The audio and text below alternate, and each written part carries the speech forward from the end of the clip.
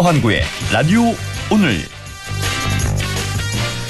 여러분 안녕하십니까, 허환구입니다. 현재 우리나라 인구가 5천만 명대인데요. 20년 뒤에는 4천만 명대로, 50년 뒤에는 3,600만 명대로 크게 줄어들 거라는 어두운 전망이 나왔습니다.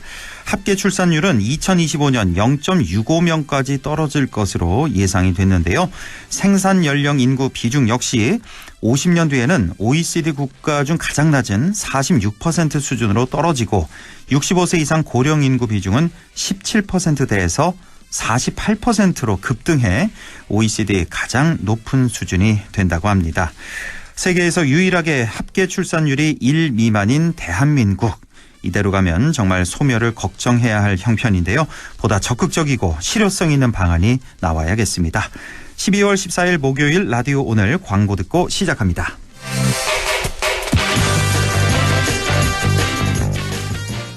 우리 회사 특별 안전보건교육 어디서 들어야 할까? 모두가 이기는 올윈 에듀.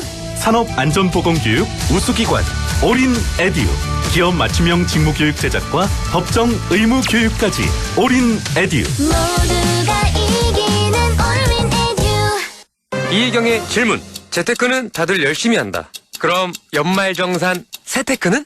하나연금닥터를 만나면 연말정산이 쉬워진다. 나에게 맞춘 퇴직연금 정밀진단부터 빈틈없는 밀착관리까지. 퇴직연금을 건강하게 하나연금닥터. 원금 손실에 유의하시고 자세한 내용은 하나은행 홈페이지 참조. 당신에게 유니세프 후원이란? 나를 가치 있게 만들어줘요. 전 세계 어린이의 미래를 위한 적금? 혼자 하다가 이젠 애들도 함께하는 것. 당신과 함께 만드는 행복한 어린이 세상. 유니세프가 함께하겠습니다. 유니세프. 쌍용자동차에서 새롭게 탄생한 KGM. 새 출발 기념 해피벌스 KGM 페스티벌. 12월 특별 차량 한정. 최대 300만 원 상당의 혜택. 거기에 무이자 12개월 또는 72개월 할부까지. 12월 차량 출고 시 KGM 탄생 기념 케이크도 드려요. 토레스 렉스턴 최고의 구입 기회. 지금 KGM 전시장에서. 라디오 오늘 목요일 순서 시작합니다. 1부 천하람의 천하무적 함께 하시겠고요. 2부 이슈 오늘에서는 경북 유일 예술영화 전용관이 바로 안동에 있죠. 잠시 후 안동중앙아트시네마 한철희 대표를 연결해 보겠습니다. 이어서 임미의 그래도 정치 함께 하시겠습니다. 라디오 오늘 유튜브로도 다시 들으실 수 있습니다. 많은 애청 바랍니다.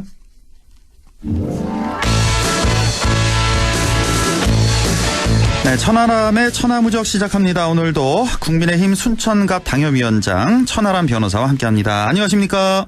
네, 안녕하세요. 천하람입니다. 정치권이 왜 이렇게 소용돌이입니까? 아, 참 정말. 이게 근데 좀 네? 서글픈 게요. 서글퍼요. 민주당은 잘 될 것 같아서 시끄러운 거고요. 국민의힘은 지금 잘 안 될 것 같아가지고 시끄러운 겁니다. 그렇습니까? 아, 예. 오늘 뭐 얘기 너무나 할 얘기가 많은데 하나하나 좀 풀어보도록 하겠습니다. 자, 우선 우리 천하람 변호사님, 그 국민의힘 후보로 순천에 출마한다는 보도가 나왔던데요. 네. 이렇게 된다면 이준석 신당이 만약에 뭐 창당할지 안 할지 모르겠는데 여기와는 완전히 이제 선을 그으시는 거네요. 아유, 아닙니다.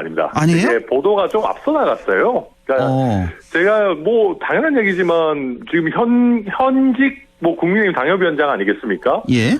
그래서 이제 어제 이제 국민의힘 전남도당 행사에 가서 저는 뭐 순천에서 출마한다, 열심히 할 생각이다라고 했더니 이제 그걸 들으신 분이 천하람이 이제 국민의힘 소속으로 순천 출마한다는 얘기다. 예. 이렇게 해서 뭐 신당에 선 그었다 이렇게 보도가 나왔는데 예.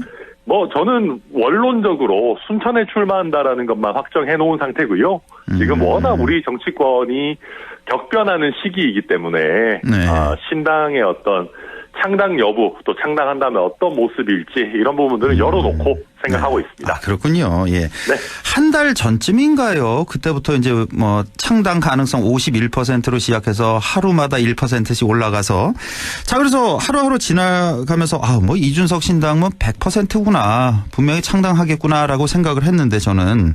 네. 근데 최근에 보면은 안 할 가능성도 많다는 그런 보도가 좀 나오고 있어서 많이 헷갈린데요. 어떻게 해야 되는 겁니까? 근데 제가 봤을 때는 할 가능성이 뭐 90% 이상인 것 같아요. 어허, 90%. 지금 와가지고 창당 안 하기가 되게 어렵지 않을까요? 그러니까 보통 사람들 그렇게 생각해요. 근데 지금 네. 뭐 보도나 뭐 평론가들 얘기하는 거 보면 그냥 국민의힘에 남아있을 가능성도 꽤 있다는 사람들이 많아요. 한두 명이 아니라. 그러니까 뭐 물론 이제 정치라는 거는 뭐 가능성의 예술이고 네. 뭐 절대 불가능할 것 같은 것들도 일어나니까 뭐 정치는 생물이다 이런 얘기가 맨날 하는 얘기니까요. 근데 지금 뭐 김기현 대표가 물러나고 장제원 의원이 불출마하고 이렇기 때문에 이준석 대표가 남아 있을 수 있는 최소한의 명분이 생긴 거 아니냐 뭐 이런 식의 평론을 많이들 하시는 것 같아요. 그러니까요. 근데 그렇지는 않다. 왜냐하면은 근본이 바뀐 것은 아니고 또 지금 보면 뭐 대통령의 어떤 국정 운영 방식이나 내지는 국민의힘의 비대위원장 하마평에 올라오는 분들만 봐도 뭐 이준석 대표 입장에서 당에 남을 그런 방향으로 지금 진행되고 있는 것 같아 보이진 않습니다. 김기현, 장제원은 이제 물러가고 그러면 이준석 대표 입장에서 이거 하나 당에서 받는다면 나는 남아있겠다 하는 게 혹시 있나요? 지금? 저는 모르겠습니다. 모르겠어요. 네. 알겠습니다. 아마 한두 가지의 조건은 아닐 겁니다. 그래요? 이게 참 어려운 문제일 텐데 이낙연 대표도 최근에 비슷한 얘기를 하시더라고요. 이게 뭐 조건을 제시할 생각은 없다. 당이 이제 올바른 방향으로 나가야 된다.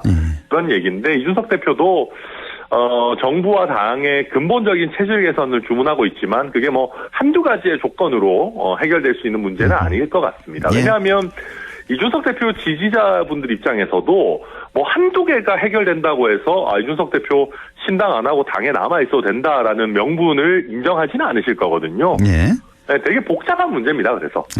자, 김기현 대표 결국 이제 어제 사퇴를 했는데 이 쭉 과정 어떻게 보셨는지. 그러니까 그 사퇴의 변을 보면은 이제 당을 위해서 희생한다 뭐 이런 식이었는데 그걸 고지고대로 믿을 국민은 없을 것 같고 분명히 이제 압박을 받아서 사퇴를 한 것 같은데요. 우리 천하람 변호사 어떻게 보십니까?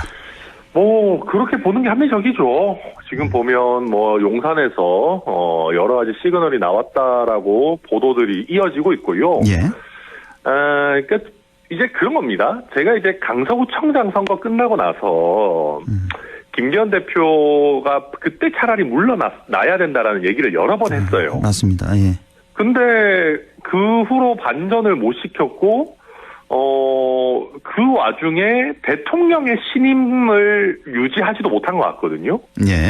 그러니까 이게 그런 거잖아요. 뭔가 이제 국민적인 어떤 호응을 얻거나 아니면 대통령의 신임을 완전히 얻거나 뭔가 하나의 본인의 무기가 있었어야 되는데 많은 국민의힘 구성원들이 뭐 중도 확장이나 뭐 어떤 그 총선에서 승리 가능성 이런 거는 좀 떨어져도 대통령과의 어떤 관계성 괜찮은 것 아니냐라고 생각을 했었는데 이번에 보니까 그 부분도 완벽하게 가져가지 못했던 것 아니냐 그렇게 보여지고요. 근데 이제 저는 좀 그런 게 이상해요. 이상하죠.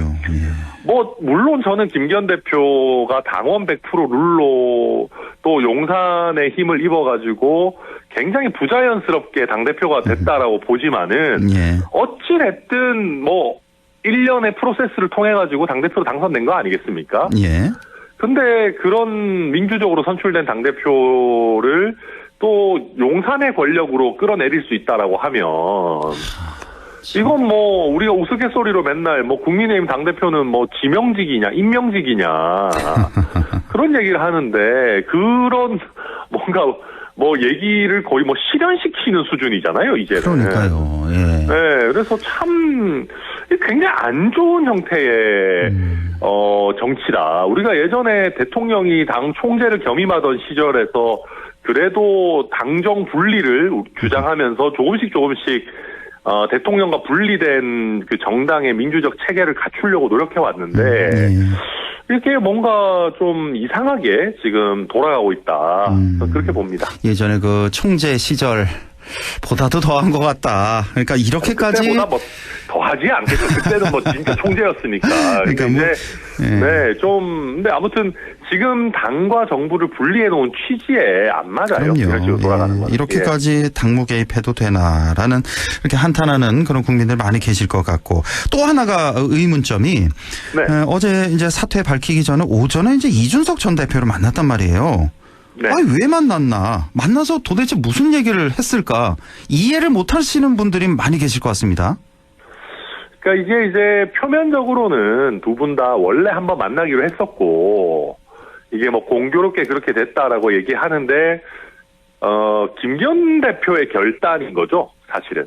김기현 대표 입장에서 곧 그만둔다라고 생각했으면은 이준석 대표를 안 만났어도 되거든요. 예. 되게 좀 부담스러울 수 있기 때문에 여러 가지로. 근데 그럼에도 불구하고 김기현 대표가 이준석 대표를 만나고 또 그 사실을 외부에 공개했다라는 거는 예. 일종의 시위의 개념이 저는 있다고 봅니다. 아, 대통령실을 향한 시위의 개념. 그렇죠. 이런 식으로 당대표 2명을 연달아 잘라내는 거냐라고 하는 시위의 개념이 있다고 보고요. 다만 그렇다고 해서 김기현 대표가 뭐 바로 신당으로 갈 거다 뭐 이런 식의 해석은 조금 너무 나간 것 같고요. 그런 해석도 있긴 있었어요, 어제. 그렇죠. 예. 그래서 뭐 김기현 대표는 막 신당 안 간다 뭐 해명글도 올리고 그랬는데 근데 한 가지 좀 재밌는 점은요. 예. 그 며칠 전에 이제 그 국민의힘 의원들 텔레그램 방에서 김기현 대표를 결사옹위한 초선들이 한 10명 가량 있었지 않습니까? 그렇습니다. 예. 이분들이 의외로 나중에 이준석 신당에 가게 되는 일이 생길지도 모릅니다. 그렇습니까? 왜냐하면은요, 지금 이분들은요, 우리 정치사에 드물게 셀프 살생부를 쓴 거예요. 그렇습니다. 연판장. 네. 예. 그렇죠. 자, 예. 뭐 본인들이 아마 이제 김기현 대표 체제를 지켜가지고 그 체제에서 공천을 받으려고 그렇죠. 했던 거겠죠, 당연히. 예. 근데 그게 사실은 용산의 시그널을 제대로 못 읽어낸 거였고 대통령의 뜻에 반해서 본인들의 이기적인 요새 말로는 뭐 자주 쓰는 말로 자기 정치한 것 뭐 이런 식의 평가들이 나오지 않습니까? 예. 그러니까 그렇게 되면은 이분들은 이번 총선에서 공천받기가 굉장히 어려워졌을 겁니다. 그렇죠. 예. 그러면 김기현 대표 본인은 지금 당장 신당 간다 이런 얘기 당연히 안 하지만 결국 김기현 대표와 이준석 대표의 만남을 매개로 해가지고 이번에 셀프 살생부를 쓴 사람들이 결국은 나중에 공천이 어려워지면은 이준석 신당을 녹화할 수도 있지 않겠느냐. 이준석 전 대표가 그 사람들을 제일 비판하고 있잖아요, 지금. 근데 그거 받아줄까요? 그 초선 의원들을? 이준석 대표 입장에서는 그런 표현들 쓰더라고요. 고쳐 쓸 수 있는 사람인지 보겠다. 근데 또 얘기가 이렇게 됩니까? 그러니까 이게 참 웃긴 것이 이게 만약에 뭐 물론 이거는 다 가정이고 앞으로 어떻게 될지 봐야 됩니다만은 그렇죠. 예. 그렇게 되게 되면 정말 우습게도 칼자루가 또 이준석 대표 쪽으로 오게 되는 그런 날이 또 올 수도 있겠죠. 근데 이제 어쨌거나 이거는 뭐 미래 영역이고 다만 이번에 김기현 대표를 옹호하려고 했던 초선들 입장에서는 지금의 상황이라는 것이 굉장히 불편하고 난감할 거다. 불안하기도 하고, 예, 굉장히 혼란스러운 그런 상황들.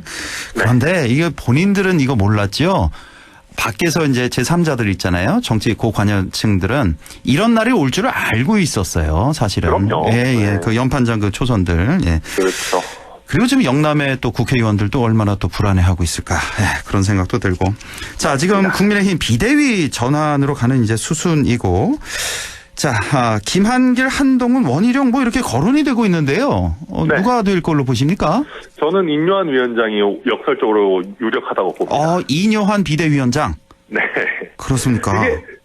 저는 인요한 위원장이 바람직하다는 것은 아니고요. 예. 물론 순천 출신이시고 그러기 때문에 나름 가지시는 캐릭터나 상징성이 있습니다만은 정치를 잘 모르시는 분이 이런 엄혹한 시절에 당을 이끈다라는 거는 리스크가 너무 큽니다. 예. 근데 그럼에도 불구하고 다른 후보군들이 다 쉽지 않은 이유들이 있는 것 같아요. 한동훈 장관 같은 경우에는 이제 정치 경험이 없다는 점에서 또 동일하고 그렇죠. 본인도 지금 쉽지 않은 판에서 총괄 지휘를 맡는 거에 대한 부담이 있을 겁니다. 그리고 김한길 위원장 같은 경우는 온다라고 하면은 아마 TK의 전통적 보수 지지층에서 이게 도대체 뭔가 또 김한길, 안철수 두 분이 같이 있으면은 무슨 그때 당시 새천년 민주당인가요? 무슨 대통합 민주신당이었나요? 이름도 잘 모르겠는데 아무튼 민주당 당대표들 앉아 있는 거 같은 느낌이지 않습니까? 새천년 민주연합이었던 것 같은데 어쨌든 네. 아무튼 그런 상황에서 여러 가지 보면 뭐 원희룡 장관 카드 정도는 가능할 수 있을 텐데 제가 봤을 때는 지금 상황에서 비대위원장은 약간 얼굴마담처럼 하나의 캐릭터를 세워두고 또 세워둬요? 결국 실질적인 작업은 공관위원장을 통해서 하겠다라는 작전이 들어갈 수도 있다. 아이고, 뭐 이렇게 바람직한 것은 아니지만 그럴 그렇죠. 수도 있지 않겠나.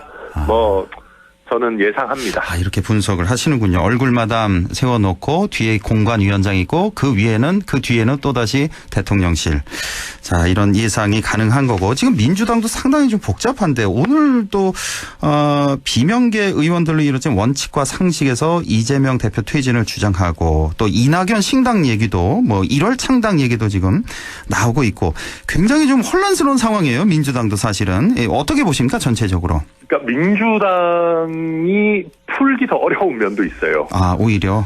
왜냐하면은요, 지금 그 원칙과 상식 하시는 뭐 조홍천 의원을 비롯해서 뭐 몇몇 분들 경선을 붙여줘서 해결될 문제가 아닙니다. 이게 이제 국민의힘 같으면은 뭐 현역 의원들과 막 이런저런 분쟁이 있어도 경선을 붙여준다라고 하면 다들 할 얘기가 별로 없어요. 뭐 그렇잖아요. 경선 뭐 당연히 원칙적인 모습이니까. 그렇죠. 뭐 낙하산 아니고 경선 시켜준다고 하면 받아야죠. 현역 의원들 당연히. 근데 민주당 같은 경우는 좀 이게 얘기가 복잡한 게 그냥 경선만 시키겠다라고 하면 원칙과 상식 멤버들이 받기가 쉽지 않아요. 왜냐하면 개딸이라고 하는 극성 지지층 때문에. 그러니까 경선을 해봤자 어차피 지금의 어떤 떨어진다. 당원들의 생각으로는 비명계는 다 날아갈 거다. 그러니까 이거를 어떻게 봉합해주기가 어려워요. 이재명 대표 입장에서 제가 이재명 대표라고 해도 그럼 이분들한테 비명계라는 이유만으로 단수 공천을 뭐 전략 공천을 막 줄 거냐? 그러면은 그 지역에서 뛰고 있는 친명계 후보들은 또 뭐라고 그러겠습니까? 그렇죠. 그러니까 이게 약간 더 복잡한 거예요. 이걸 풀어나가는 게. 그렇네요. 그래서 여기는, 그러다 보니까 이낙연 신당 얘기가 점점 계속 나올 수밖에 없는 상황이고, 그러니까 경선을 붙여줘도 답이 없으니까. 그래서 이제 나온 상황인데, 뭐 지금 당장은 그래서 비명계에서는 신당보다는 이재명 대표가 퇴진한 상태에서 좀 중립적인 지도부 하에서 뭐 경선을 하든 총선을 치르자라고 하는 것이고, 뭐 당연히 뭐 이 방송을 듣는 분들 다 아시겠지만 이재명 대표가 순순히 물러나라고 한다고 물러나겠습니까? 그럴 가능성은 없죠. 물론요. 물러날 거였으면 뭐 예전에 구속영장 청구되고 그 난리통이 있을 때 이미 물러났겠죠. 그렇죠. 그러니까 지금 상황에서 이재명 대표가 물러날 리는 없고, 그러면 이게 원칙과 상식 내지는 비명계의 명분 쌓기고 나중에 또 이낙연 신당으로 점점 어떤 갈 수밖에 없는 건 아니냐라는 얘기들이 계속 나오는 거죠. 뭐 다음 총선에 크게 봐서 4개 정당 정도 될 것 같은데요. 그렇죠? 기존에 2당하고 신당 2개 이렇게. 네. 자, 알겠습니다. 뭐 봐야죠. 뭐 짤막하게 몇 가지만 좀 여쭤볼게요. 김홍일 방통위원장 내정 있잖아요. 그 윤 대통령 검사 시절 뭐 직계 선배기도 하고 하지만 방송통신 분야 전문성이 없지 않냐. 그리고 또 하나 권익위원장 지금 겸직 논란도 있습니다. 전체적으로 어떻게 보시는지요? 짤막하게. 저는 정말 불필요하다고 생각합니다. 내정이? 네네. 무슨 말이냐면 이게 뭐 저는 뭐 검사 출신들을 그렇다고 해서 뭐 다른 직역에 비해 폄하할 필요 전혀 없죠. 그럼요. 검사들도 다 수사 경험이라든지 이런 부분 다방면에서 활약할 수 있는 부분들이 많아요. 근데 이게 지금 어찌됐든 대통령께서 검사 출신이지 않습니까? 그렇다고 하면은 조금 그래도 뒤로 빠지는 모양새가 더 낫거든요. 국민들 보시기에. 근데 그런 상황에서 권익위원장이야 뭐 법조 전문가가 많이들 하니까 그건 뭐 상관없는데 방송통신위원장까지 굳이 선배 법조인을 할 필요가 있느냐. 그러니까요. 네, 저는 뭐 전혀 그럴 필요 없고 개인적으로 아무리 훌륭하시고 뭐 인격적으로 좋으시고 뭐 물론 그런 얘기들이 많이 있습니다만은 국민들 보시기에 그게 핵심은 아닐 것이다. 그렇죠. 뭐 그렇게 생각합니다. 내정 철회하는 게 바람직하다 이런 의견이시군요. 네, 저는 애당초에 별로 좋은 인사가 아니라고 생각합니다. 그런데 그럴 것 같지는 않은 그런 상황 이렇게 보시는 거고. 알겠습니다. 지금까지 국민의힘 순천갑 당협위원장 천하람 변호사와 함께했습니다. 고맙습니다. 네, 감사합니다. 라디오 오늘 2부에서 뵙겠습니다.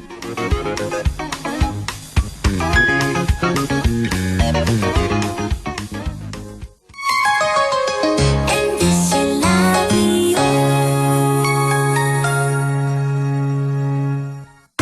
나에게 딱 맞는 대학, 나에게 꼭 맞춘 대학. 나만의 경쟁력을 원한다면 안동과학대학교로 오라. 시대에 딱 취업 중심 실전학과, 학생의 꼭 현장 중심 실무교육, 취업에 맞춤, 내 꿈에 맞춤, 나의 드림핏 안동과학대학교. 가구 살 땐 꼭 한번 가보자. 안동 명품 가구 백화점. 흑표 흑침대, 양성국 갤러리, 금성침대, 한국가죽소파, 장수돌 침대. 다양한 브랜드 가구를 한 곳에서 쇼핑할 수 있는 대형 가구 전시장. 안동 명품 가구백화점. 100세 시대 꿈은 모두 달라도 정답은 국립안동대학교 성인학습자학부. 시험 없이 100% 서류 전형에 온라인 수업으로 부담 없이 경북에 산다면 1년간 100% 등록금 지원까지. 100세 시대 100점 대학 국립안동대학교 성인학습자학부. 마침내 영주가 꿈꿔온 자이만의 프리미엄 라이프. 차별화된 혁신평면과 여유로운 중대형 아파트. 고품격 커뮤니티에서 누리는 스카이라운지 북카페까지. 영주가 꿈꿔온 자이, 눈부신 당신의 자리. 영주자이 시그니처.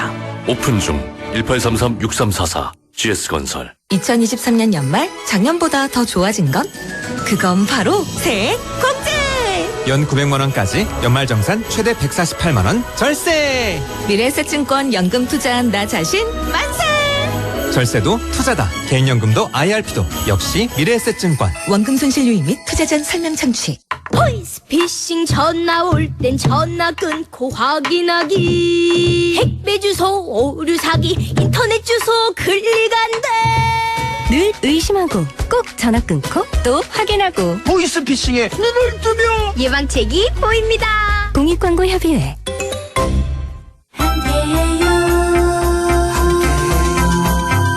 좋은 세상,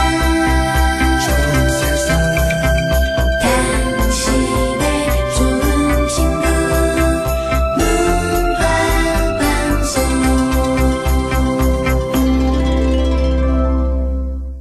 100.1 MBC 라디오. 네, 6시 27분 40초 지나고 있네요. 라디오 오늘 2부 이슈 오늘 시작합니다. 멀티플렉스 영화관이 대세를 이루면서 지역의 단관 극장들이 모두 사라졌는데요. 여전히 꿋꿋하게 자리를 지키며 경북에서 유일한 예술영화 전용관으로 자리매김하고 있는 것이 있죠. 바로 안동중앙아트시네마가 그곳인데요. 안동중앙아트시네마 한철희 대표를 연결해서 얘기 나눠보겠습니다. 한철희 대표님 안녕하십니까? 예, 안녕하십니까. 한철입니다. 예, 반갑습니다. 경북 유일의 예술영화 전용관이라고 소개를 했는데요. 안동중앙시네마가 처음 문을 연 게 2000년. 처음에는 예술영화 전용관은 아니었던 거죠? 예, 2000년 안동중앙시네마가 그 중앙극장 이름으로 개관할 때쯤 그때 흥행하던 작품이 그 박찬욱 감독의 그 JSA 공동경비구역과 예. 그 이듬해 그 각정태 감독의 친구가 연이어 메가 히트 시던 시절이었거든요. 예. 아마 그 남북관계 협풍과 그 문화예술 분야의 그 사전 검열이 무뎌지면서 그 영화계의 그 르네상스가 시작 도래하는 시기라고 볼 수 있는데, 예. 아무튼 이 시기에는 아직 그 한국의 독립예술 영화에 대한 사회적 개념이 자리 잡기 전이라서 당시 극장은 대부분 다 상업극장으로 운영됐습니다. 예. 이런 시기에 저희 안동중앙시네마가 구시장 중심에서 중앙극장이라는 이름으로 개관하게 된 거죠. 아, 그렇군요. 요즘에는 뭐 멀티플렉스 영화관이 대세지만 당시만 해도 안동에 그 단관 극장이 꽤 있었죠. 저희 극장이 개관할 당시 2000년 전후에 예. 안동에 그 기존 단극장이 여러 난립하고 있었거든요. 예. 그 안동에 그 멀티플렉스가 2004년 전으로다가 들어왔으니까 그 전엔 그 여전히 단극장들이 이제 운영을 하고 있었는데, 네. 당시 영화의 흥행작이 상당히 넘쳐나고 있었어요. 그래서 그때 기억으로는 구도심 중심으로 그 중앙극장, 그다음에 진성극장이 있었고, 그다음에 신시장 인근의 그 안동극장과 아카데미 극장, 그리고 가곡파 극장 등이 있었던 걸로 기억됩니다. 아, 그렇군요. 한 5개, 6개 정도 네. 당시에는 그 손님도 꽤 많았죠. 그때. 예. 그때 전후로 해서 예. 그 메가히트 친 그 한국 작품들이 많았거든요. 예. 뭐 강재규 감독의 실이라든가 예. 강우석 감독의 뭐 실미도 당시 또 그 해리포터 작품들이 또 시리즈가 계속 나왔던 시리즈였기 그때 나왔군요. 때문에 예. 네, 그래서 장덕극장도 그때 전성기를 이뤘던 시리즈랍니다. 그렇군요. 예. 자, 이렇게 전성기를 지나서 예술영화 전용관으로 새롭게 태어나게 된 건데, 자, 그러면 언제 어떤 계기로 이렇게 예술영화 전용관으로 바꾸신 거예요? 그 위에 잠깐 말씀드렸지만 저희 극장이 이제 개관할 당시에 그때 이제 멀티플렉스가 전국에 이제 우죽순으로 다 빠르게 막 이제 그 밀려오게 된 시기하고 겹치거든요. 예, 2000년 초에. 예. 그 멀티플렉스가 상대적으로 접근성과 편의성 그리고 관람 환경이 기존의 그 영세한 단극장하고 이렇게 비교가 안 되니까. 그러니까요. 아마 이제 이런 추세에서 단극장들이 불과 3, 4년 사이에 그 문을 닫게 되는 운명을 맞게 됩니다. 예. 이에 저 안동 중앙극장도 폐관 위기에 이제 직면하게 되는데 그때 마침 그 원앙 소리라는 독립 영화가 나오면서 독립 영화에 대한 사회적 그 이슈가 환기되면서 문화체육부 주관이 그 예술 영화 전용관 제도가 이제 그 신설됐어요. 예. 그래서 저희가 이제 그때 지원을 하고 지정된 것이 2009년이었습니다. 2009년에 바꾸신 거군요. 예술영화 전용관으로 폐관의 위기까지 겪다가 이렇게 바꾸신 건데, 자, 뭐 예술영화 전용관도 뭐 관객들이 많이 찾아와 줘야 운영이 좀 순조로울 텐데 어려운 점이 많으십니까? 지금 어떠세요? 뭐 그게 그 예술영화 전용관이라고 하더라도 뭐 정부의 지원이 있다 하더라도 그 프로그램 기획비와 뭐 홍보비 정도니까 당연히 관객들이 많이 찾아와야 운영이 잘 되겠죠. 그죠? 그래서 그런 고민의 결과로 이제 그 저희 극장에서 고정 관객층의 확보, 그다음에 시민들의 저변 확대를 위한 다양한 기획 프로그램 개발, 그리고 지역사회에서의 이제 문화 공간의 중요성 이런 것들을 강조하면서 관객에 대한 것들을 계속 어필을 하고 있습니다. 그렇군요. 예. 자, 이러한 여러 어려움에도 예술영화 전용관을 계속해서 지키고 계신 그 이유는 무엇일까요?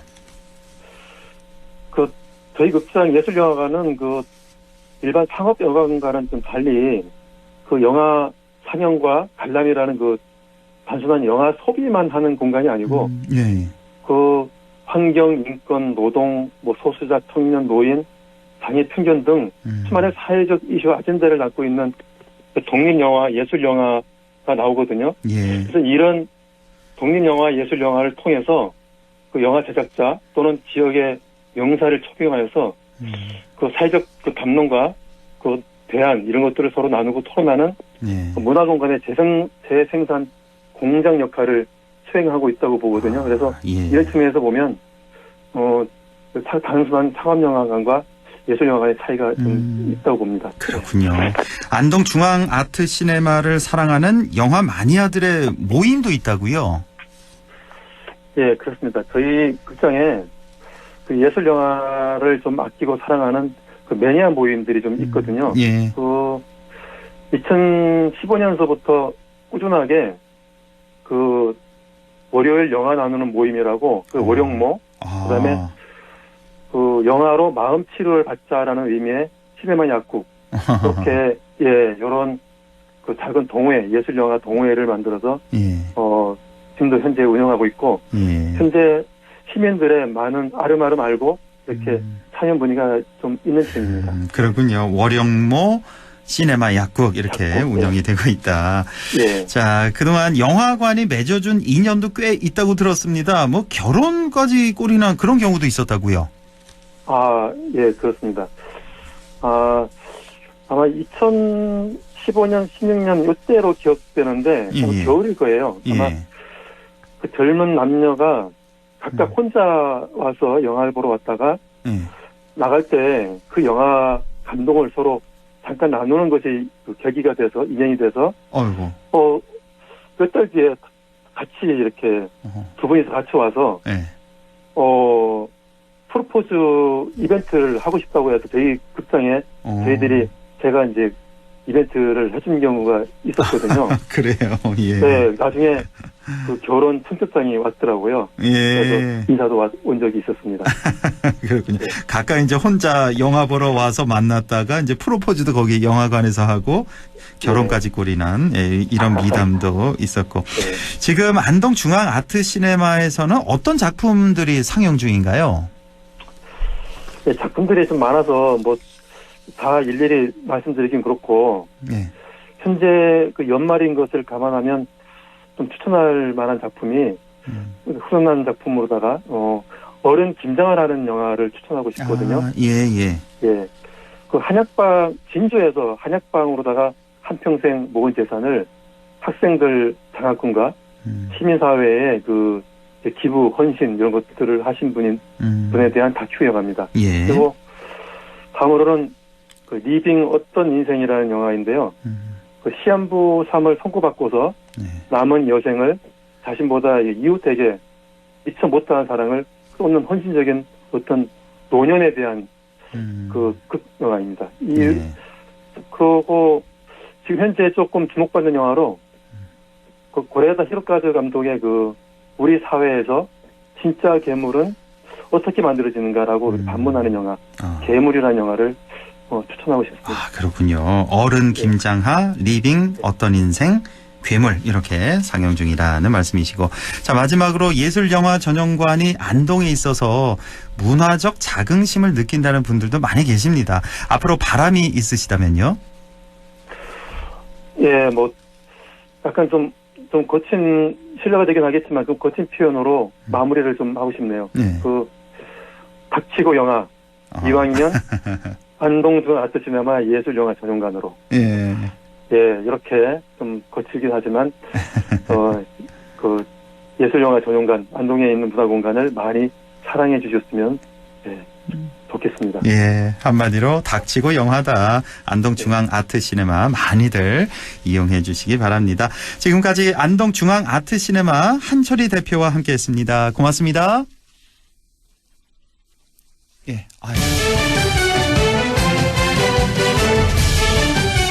자, 인미의 그래도 정치 바로 이어가겠습니다. 더불어민주당 경북도당 인미의 위원장과 함께하죠. 위원장님 안녕하십니까? 네, 위원장님. 네, 지금 전화 연결이 잠깐 끊긴 것 같습니다. 자, 지금 정치권 상당히 복잡하죠. 아까 천하람 위원장과도 얘기를 좀 많이 나눠봤는데요. 그 얘기 또 못다한 얘기들 같이 나눠보도록 하겠습니다. 지금 총선이 다가오면서 정치권 상당히 분주한 상태. 민주당은 비명계 의원 그룹이죠. 원칙과 상식이 오늘 기자회견을 가졌어요. 예, 대표 퇴진과 비대위 구성까지 요구한 그런 상태인데요. 예, 임미애 위원장 연결돼 있네요. 안녕하십니까? 네, 안녕하십니까. 임미애입니다. 반갑습니다. 지금 뭐 민주당 시끌시끌 합니다. 자, 오늘 그 원칙과 상식 대표 퇴진 요구했고 비대위 구성하라 이런 요구가 있었고, 자, 민주당의 혁신 요구 압박이 앞으로도 더 거세질 것 같은데요. 좀 어떻게 보십니까, 전체적으로? 제가 볼 때도 이런 압박은 지금 국민의힘이 이 빠른 속도로 내부 정리가 좀 되고 있잖아요. 그 모양새가 좀 국민들 보기엔 불편하다 하더라도 예. 어쨌든 간 대통령의 의지대로 정리가 되고 있는 상황에서 그것이 정상적이다라고 보는 국민은 없는 것 같아요. 그렇죠. 네, 그렇지만 민주당 입장에서는 민주당도 그거에 못지않게 아마 당내에서 그 혁신을 요구하는 압박들이 좀 세질 거라고 보고요. 예. 단지 다른 거라면은 국민의힘은 상황이 당을 좌지우지하는 상황인 반면에 민주당은 그렇진 않아서 저는 여전히 그래도 민주당은 해결될 기미가 있는 그런 상황이다 이렇게 봅니다. 저는 어젠가요? 그 조응천 의원이 라디오 인터뷰에 나와서 이재명 대표가 하고 전화통화를 했다는 거예요. 했는데 이 대표가 도대체 뭐가 문제냐 뭐 이렇게 묻더라는 거죠.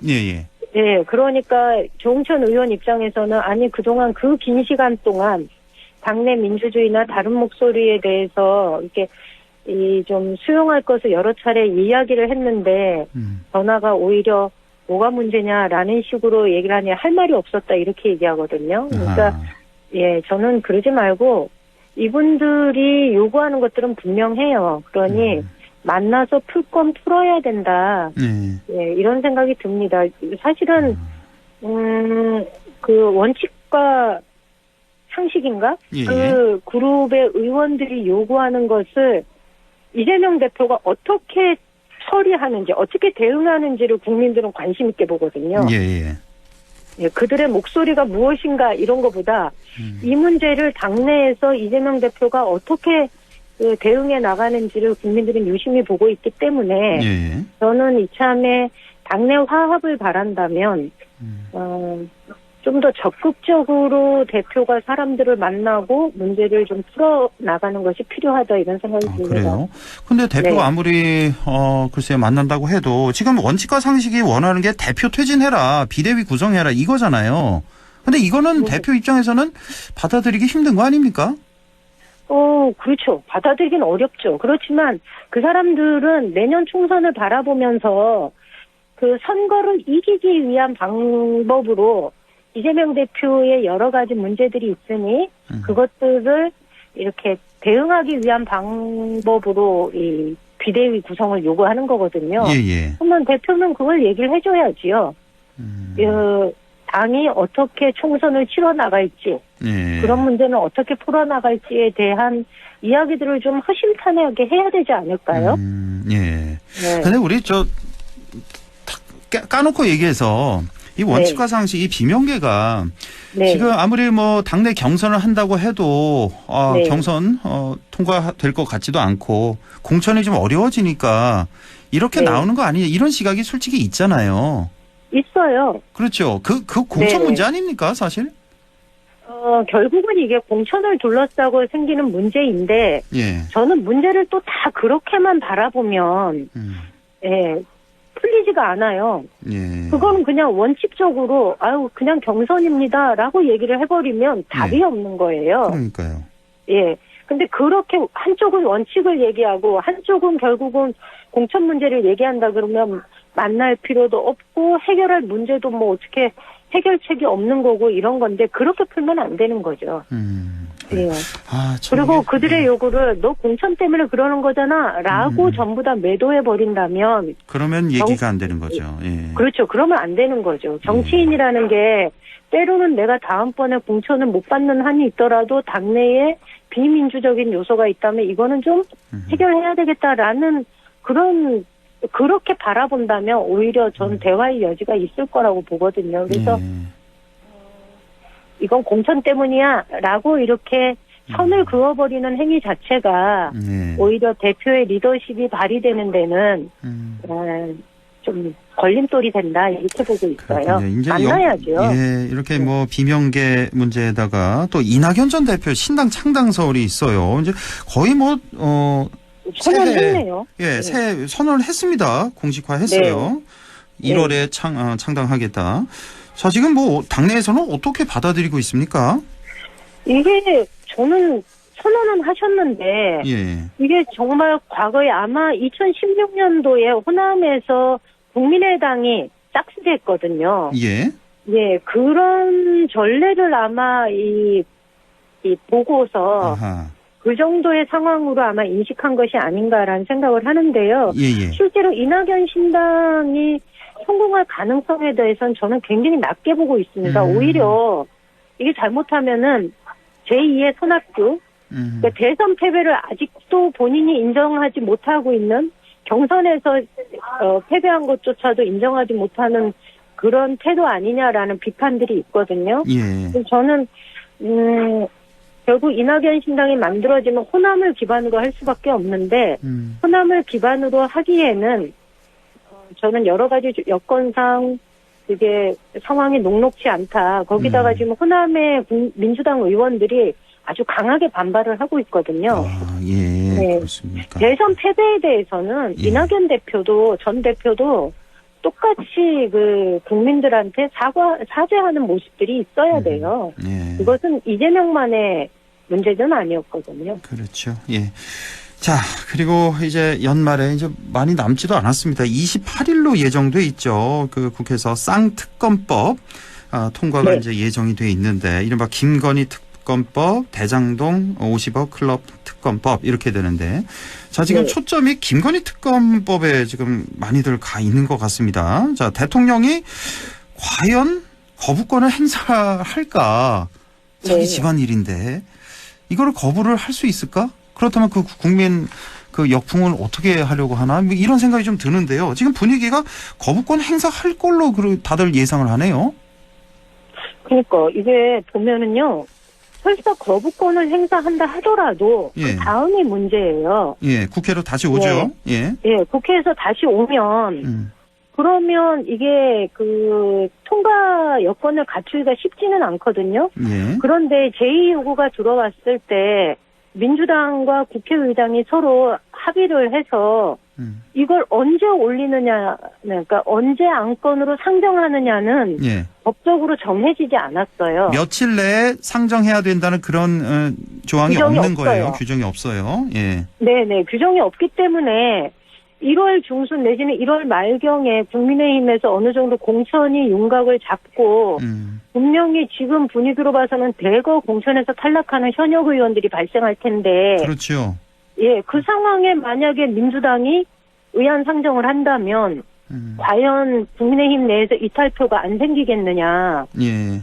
예, 그러면 국회 의결을 통해서 특검법이 발의가 될 텐데 이 상황은 대통령한테는 더 최악인 상황이 되는 거죠. 예. 그때부터 본격적으로 레임덕이 시작되지 않겠어요? 그러니까요. 그러니 예, 그래서 저는 오히려 대통령이 대통령 후보로 될 때의 이미지는 원칙에 맞는 법 집행, 누구라도 이 어떤 권력을 가졌다 하더라도 살아있는 권력에조차도 칼을 들이댈 수 있는 검찰총장의 이미지가 지금의 자리를 만들어 놓은 건데, 예, 본인이 그런 과정을 통해서 대통령 자리에 올랐다라는 것을 인식한다면, 국민들이 그것에 대해서 자신에 대해서 가지고 있는 기대가 뭔지를 이해한다면, 저는 이것을 받아들여야죠. 그렇죠. 그게 예, 순리인 것 같은데. 예, 더 악한 상황을 만드는 것보다는 그냥 과감하게 수용하는 태도가 예, 그게 더 상황을 더 순조롭게 풀 수 있는 상황이다 이렇게 보고요. 예. 실제로 지금 보수 언론지들을 보면 이미 김건희 여사와는 보수권이 좀 선을 긋는 그러니까요. 예, 그런 사설들이 좀 많이 나오거든요. 근데, 예, 그게 참 이상하더라고요. 지금까지 계속 침묵하던 김건희 여사에 대해서 그런 보수지들이 조중동을 비롯해서. 근데 얼마 전부터 일제히 공격하기 시작했단 말이에요. 그렇죠. 대통령실에서 나가라고.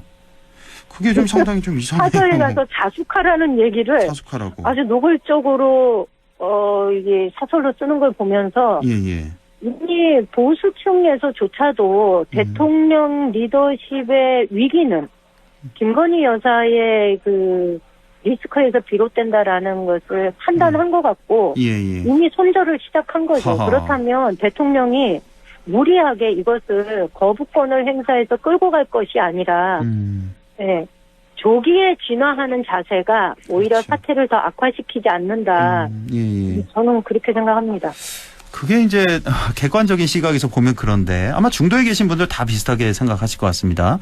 그런데 정작 본인은 그거를 못 느끼는 게 그게 문제일 것 같고 아까 왜 국민의힘이 이제 곧 정리가 될 것 같다고 우리 임미애 위원장님 말씀해 주셨는데 저는 이제 시작일 것 같아요. 국민의힘 그 공천 파동 정말 상상 이상이 될 것 같고 그래서 거부권 행사할 때 국회로 다시 돌아오지 않습니까? 재의결을 할 때 이제 3분의 2 찬성이 돼야 되는데. 근데 여기가 이제 무기명이란 말이에요. 기명 투표가 아니에요. 그렇기 때문에 누가 어디를 뭐 찬성했는지 반대했는지 모르기 때문에. 그러니까 왜냐면 처음에는 기명 투표인데 제2요구 들어왔을 때는 재의결 들어가면 이게 무기명 투표여서 마음 놓고 투표를 할 수 있는 거죠. 그렇습니다. 그러니까 상황이 더 나빠진다. 그러니 그런 더 나쁜 상황을 만들지 않는 방법은 대통령의 이미지대로 과감하게 누구에게도 특권은 없다. 이 법의 공정한 집행 그렇죠. 이렇게 내 부인이지만 수사하라. 예. 이런 태도가 되어야 이 난국을 좀 풀어나갈 수 있다.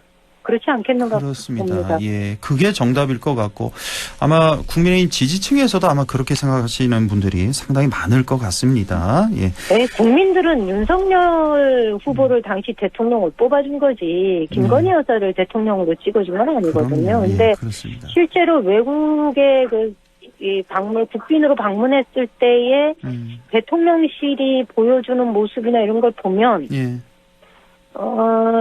소위 한간에 떠도는 소문에 VIP 1, 2 이런 얘기들 나오고 누가 원이냐 이런 얘기가 나올 정도니 예. 저는 조기에 이 문제를 정리하는 것이 좋지 않겠는가 싶은 거죠. 그렇습니다. 예. 자, 국민의힘 소식 잠깐만 좀 보겠습니다. 시간이 많지 않은데. 네. 자, 장제원 불출마 선언 이 얘기를 하려고 했는데 김기현 대표가 덜컥 어제 사퇴를 했단 말이에요. 네. 일련의 사퇴 이거 어떻게 보셨습니까? 한 1분 30초 정도 남았네요.